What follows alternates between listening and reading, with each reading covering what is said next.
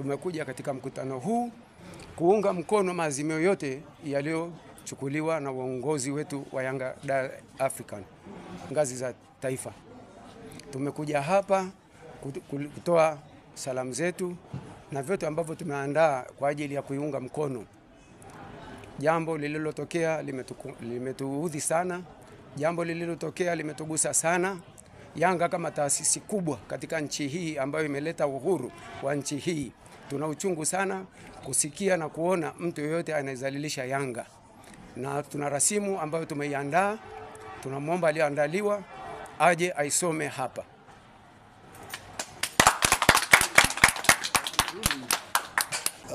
Hiki ni kikao cha wanachama, wapenzi na mashabiki wa Yanga mkoa wa Arusha. Kinachofanyika ukumbi wa maazimio. Kikao hiki kinafanyika kwenye ukumbi wa Bills River leo tarehe 20 mwezi wa 3 2025. Kwanza ni kutoa pole kwa mashabiki na wanachama wote Tanzania walioguswa na tukio la tarehe 8 mwezi wa 3 2025 kwa kughairisha ghafla mechi na mtani wetu wa jadi. Sisi mashabiki na wapenzi na wanachama wa Yanga mkoa wa Arusha tunatoa pole kwao wale wote walioguswa na kupata kadhia hii iliyopelekea wanachama kushindwa kuangalia mechi hiyo iliyokuwa ni ya dabi.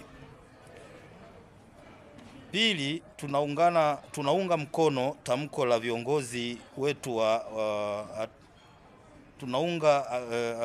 viongozi wetu hatutacheza mechi yoyote ya dabi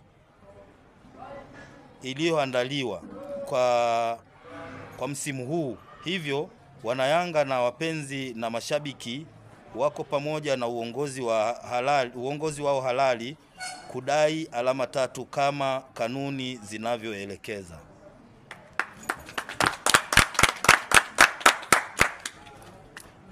Wanachama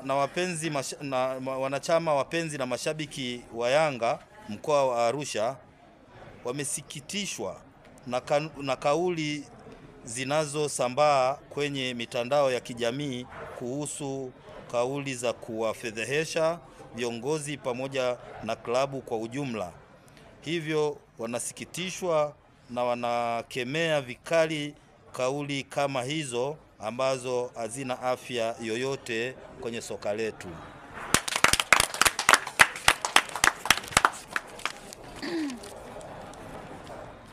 Nne, wanayanga mkoa wa Arusha wanasikitishwa na kauli za Rais wa Shirikisho la Mpira wa Miguu Tanzania TFF juu ya kupata uhalali wa viongozi wa Yanga kwa mujibu waliochaguliwa kwa mujibu wa sheria na kanuni za katiba ya Yanga, waliochaguliwa kihalali. Hivyo tunamtaka Rais wa Shirikisho la Mpira wa Miguu Tanzania Bwana Wallace Karia atengue kauli yake mara moja. Yanga daima mbele, nyuma mwiko. Asanteni. Tunakaribisha wazee ambao sasa walinipa fursa hii wasomee ajenda yao, waendelee kadri wa jinsi walivyokusudia. Ndugu wanahabari, kiukweli Rais wa Shirikisho la Mpira wa Miguu Tanzania hajatendea haki klabu yetu ya Yanga Africans. Sisi wazee wa Yanga mkoa wa Arusha tunapata sauti kubwa kulaani sana. Na tuomba vile vile viongozi wetu wa kitaifa wasitishwe na vitisho vyake kwamba tuko tayari tusipeleka timu kwamba atatuchukulia hatua tukacheze sinema. Hizi ni dharau kubwa sana ambazo ametudharau sana. Ni dharau kubwa sana, mtoto ametutukana sana. Kwa tunalani sana vikali, tunaomba viongozi wetu wa Yanga katika ngazi ya taifa wasonge mbele kunako kudai haki yetu. Tunaomba washabali ujumbe wetu huu mfikishe kwa husika waweze kuupata. Wanachama na wapenzi wa Yanga mkoa wa Arusha. Mimi kwa majina ni Felician Michael Mombo, ni mwenyekiti wa tawi la Apollo. Na wala simumunye maneno kwa sababu ninachosema ni dhahiri kama klabu yetu ya Yanga. Sisi tumesema hatuna imani na viongozi wa masaa 24. Hatuna imani. Saa 72. Na lolote likitokea au lifanyike nini, sisi tunasema wajiuzulu moja kwa moja. Sisi kama Yanga mkoa wa Arusha tunasema au tunatoa maelekezo kwa uongozi wetu wa juu, wawe serious na wasimamie msimamo wao. Sisi tunataka kanuni na sheria ifuatwe. Hatutaki kusikia kitu kinaitwa busara. Busara tutaki kusikia. Huo ndio msimamo wetu kama wazee wa Arusha. Kanuni zifuatwe, busara itakuja baadaye, baada ya kanuni kufuatwa. Na tunataka kumwambia huyu ndugu yetu ambayo amezalilisha fani ya sinema, akumbuke mama yetu mpendwa alikwenda kwenye Royal Tour na matunda yake tumeyaona. Dola zimejaa benki, wazungu wanakuja kila saa. Na tunaiambia serikali wasikubaliane na hiki kitendo cha wao kusema wanaipeleka serikalini. Sisi tunataka kanuni na sheria tuzifuatwe. Hatutaki kusikia kitu kingine kama wazee wa mkoa wa Arusha. Kwa majina naitwa Mhina Kahoya, ni mwanachama wa Yanga mkoa wa Arusha. Kwanza kabisa kama waandishi wa habari, ili mhakikishie kwamba huyu bwana anaendesha mpira kwa interest zake, hebu fikirini katika sakata hili chama cha mpira hakijawaomba wananchi walioteseka waliotoka mikoa mingine na kufika Dar es Salaam kwa ajili ya mechi hiyo, na haikufanyika, lakini mpaka leo hawajatoa tamko lolote hata la kuwaomba msamaha. Lakini pia wenzetu waliosababisha hili wote, hata wanachama wao wamewadharau, hawajatoa tamko lolote la kuwaomba msamaha. Sisi peke yetu, viongozi wetu ndio wametoka mbele na kuwaomba washabiki wa mpira nchini Tanzania kuwaomba msamaha kwa kitendo kilichotokea. Kwa hiyo huyu si rais wa mpira. Huyu ana mambo yake mengine ambayo anafanya pale. Tunaomba kabisa hii bodi ya ligi ivunjwe, na msimamo wetu utakuwa vile vile, lazima ijiuzulu ndio mpira uchezwe nchi hii. Sisi bwana, msimamo wetu ni vile vile, timu uwanjani tutapeleka. Na kauli ya Mguto, kwanza Mguto pale bodi ya ligi yuko kinyume cha sheria, hana sifa za kuwa mwenyekiti wa bodi. Ili uwe mwenyekiti wa bodi ni lazima uwe kiongozi wa klabu. Sasa hivi Mguto hana sifa kwa mwenyekiti wa bodi kwa sababu kule Coast hana uongozi wa aina yoyote ile. Kwa hiyo yuko pale kimaslahi na mdogo wake Kalia. Kwa hiyo sisi, kauli ya wazee wa mkoa wa Arusha ni kwamba tunawatuma viongozi wetu wa ngazi ya taifa wasonge mbele kwenda kasi kudai haki yetu, kwa sababu kasi ndio chombo suluhishi mambo ya michezo. Maamuzi atakayoyatoa kasi, viongozi watapokea kwa mikono miwili.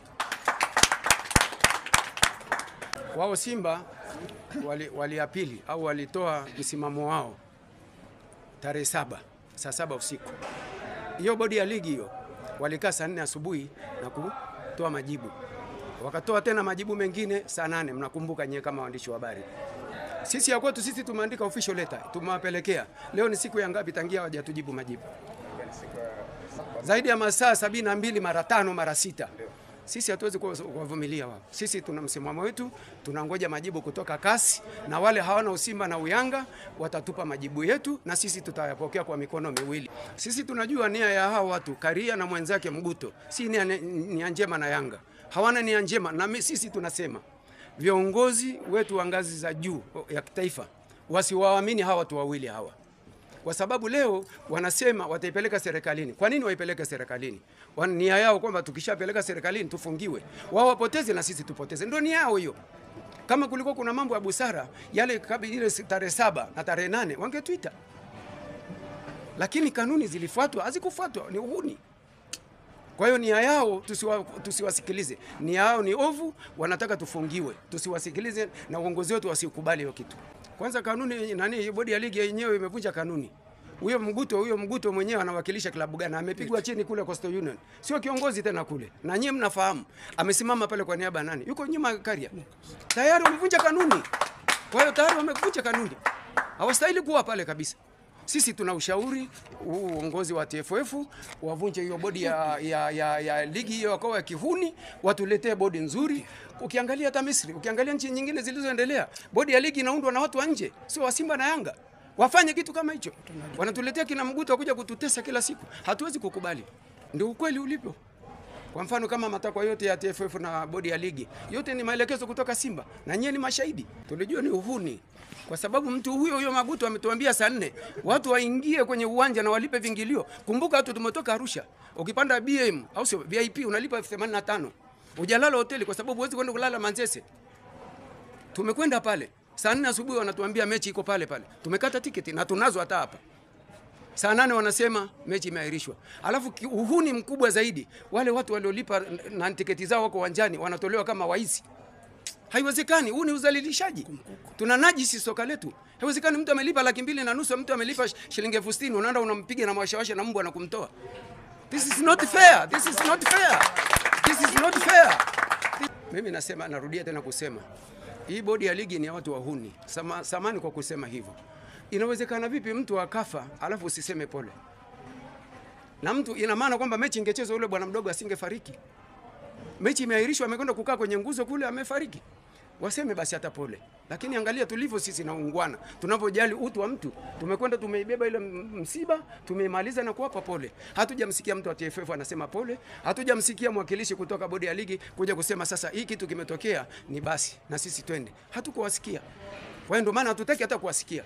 Kiuhalisia, ukijaribu kuangalia kwa undani kabisa, utakundua kwamba hakuna mawasiliano mazuri baina ya mwenyekiti wa bodi na rais wa TFF ambao ni mdau mkubwa wa mpira wa miguu. Rais wa TFF ametoka safari, akafikia uwanja wa ndege, akahojiwa na chombo cha habari kimojawapo, na akazungumza kauli zake ambazo zimekuwa zenye kufedhehesha na kuleta sintofahamu kwa uongozi mzima wa klabu ya Young African na wanachama wake. Siku iliyofuata amehojiwa, akazungumza kauli zake za kwamba sisi tukacheze sinema huko tunakochezaga, na kauli nyingi ambazo si za kimichezo na hazina uungwana wowote kwa wadau wa mchezo, bila kudhani kwamba kuna wanayanga wametoka mikoani sehemu mbalimbali kwenda kuja kushuhudia dabi hiyo kwa gharama kubwa na nje ya nchi. Wengine wametoka Europe, wengine wametoka South Africa, wametoka Kenya, Uganda, Burundi, Rwanda, ambapo tuna matawi yetu kule kama wanayanga. Wale wote wameungana na sisi kuja kwenye uwanja wa Benjamin Mkapa kushuhudia mtanange huu. Hatimaye wametolewa na mbwa kwa kufukuzwa na maji ya washawasha bila sababu zozote za msingi, na akijaibuka chombo chochote cha habari ambacho kutoka kwenye bodi yenye mamlaka ya kisoka kikakemea au kikatoa pole kwa wale walioathirika kwa mambo kama hayo. Tunakemea vikali sana matendo kama hayo ambayo yanaonekana kwamba yanaanikiza kuibeba taasisi moja kati ya hizi mbili ambazo ni nguli kwenye mpira wetu wa miguu ambayo ni Simba. Tunarejea mbali kidogo kusema kwamba wana Simba au klabu ya Simba yenye sehemu kubwa ya wajumbe wa bodi ya ligi ndani ya bodi hiyo, wenye mamlaka ya kutoa maamuzi pindi wanavyotaka. Huwezi kuwa kiongozi bora ambao ni rais wa timu wa klabu mwenye mamlaka ya kisoka Tanzania TFF, alafu unakuja kutoa tamko ambalo ni hukumu tamko ambalo ni hukumu ya kile kinachozungumzwa ndani mwenu. Yaani nyewe viongozi mmekaa mkawa mnajadili namna gani ilivyoahirishwa mechi hii ya dabi, alafu rais anakuja kutoa kwamba nyinyi waandishi mnachokipokea au wanayanga na wadau wa soka wanasema kwamba hukumu itakuwa Karia ameshaitoa kwa kusema kwamba hawa ni viongozi ambao hawatoshi kuwa viongozi. Na sasa kama hawatoshi kuwa viongozi, unafanyaje kazi kwa miaka yote na watu ambao hawajajitathmini? Unafanyaje na kazi na watu ambao hawako kikatiba wala kikanuni kwenye taasisi yao ya Yanga? Na hilo jibu limekuja ni baada ya barua ya Yanga kupeleka kwamba tunaomba bodi ya ligi ijitathmini na ijiuzuru au ivunjwe. Kwa maana hiyo jibu lile moja kwa moja limekuja kuwalenga wale wapeleka barua. Na kama yeye alikuwa ni kiongozi bora, alipaswa basi atumie barua kuwajibu wale waliompelekea lalamiko lao kwa barua, lakini yeye akajitokeza hadharani na kuongea maneno ya kifedhuli, maneno ya kifedhea, maneno yenye kashfa, kwa kashfu viongozi wetu wa juu, rais pamoja na makamu na bodi nzima ya wakurugenzi pamoja na mdhamini wetu. Hili jambo alikubaliki. Ni vema kabisa Rais Karia ajitafakari yeye mwenyewe binafsi na bodi ya ligi. Hiyo bodi ya ligi itakapotenguliwa na mwenyewe rais mwenye mamlaka ya kisoka Bwana Wallace Karia akiomba radhi, sisi tunaweza tukabariki na tukauomba uongozi wetu ufikirie namna bora ya kukubali kuleta tena mechi ya watani wa jadi, kuzisaka alama zetu 3 ambazo tumezigomea mpaka tupewe na mamlaka husika ambayo imeahirisha mechi ile kwa kupendelea upande mmoja zaidi. Ikumbukwe Simba hawa wanang'oa viti uwanja wa Taifa, wananyamaziwa. Wanang'oa tena na tena, wananyamaziwa. Wanaongea, msemaji wao anakashfu na kuwaita watu wengine nzi. Wengine tumeitwa maiti na hakuna hata mara moja amepewa karipio wala amekemewa juu ya hili. Lakini alikamwe amezungumza jambo la kuita kolo. Ndugu waandishi wa habari, watangazaji na wote wana habari mlioko hapa, wewe uliwahi kuona wapi kwenye bodi ya ligi kuna klabu iliyopitishwa kwa jina la kolo? Wapi kuna kolo? Katika nyinyi mnavyotangazaga habari za michezo kuna timu inaitwa kolo? Hili ni jina la utani wa jadi. Kwa nini liende kutaka kumwadhibu kijana wetu ambao ni msemaji wa klabu? Hii haikubaliki. Inaonyesha kwamba kuna mtu ameandaliwa kuwa bingwa na kuna mtu anaandaliwa kuwa ni mbora zaidi ya mwingine. Sisi wanayanga tunapokea kutoka kwa wazee wetu. Tumekuwa ni sehemu ya harakati ya ukombozi wa taifa hili la Tanzania. Hatupaswi sisi kudhihakiwa, hatupaswi kupewa maneno makali ambao yanatuharibia future yetu sisi. Na sisi ukiwa kama rais, tumewekeza klabu na mwekezaji wetu wamewekeza fedha nyingi kihalisia. Ukiangalia ndani ya mzunguko mzima wa vilabu 16 kama sio sikosei mpaka hivi ya chini, hakuna klabu inaolipa wachezaji kwa gharama kubwa kama klabu ya Young African Sport Club. Kwa hivyo inapaswa iheshimiwe kwa sababu ni miongoni mwa watu ambao ni miongoni mwa vilabu vinavyosababisha hii ligi ile inaitwa ni ligi namba 6 au namba 4 barani Afrika. Kwa hivyo tunahitaji heshima yetu kipekee. Tunamuomba engineer asimamie msimamo wake huo pamoja na bodi nzima ya wakurugenzi pamoja na uongozi mzima wa Yanga. Wasimamie pale waliposimamia, sisi tuko nyuma yao. Pale watakapotamka kwamba tumefika mwisho kwa ajili ya hii, pia vile tutaunga mkono. Tunaomba sana uongozi usimame hapo uliposimama. Karia atuombe radhi kwa mayote yaliyojitokeza, yeye pamoja na bodi yake ya ligi.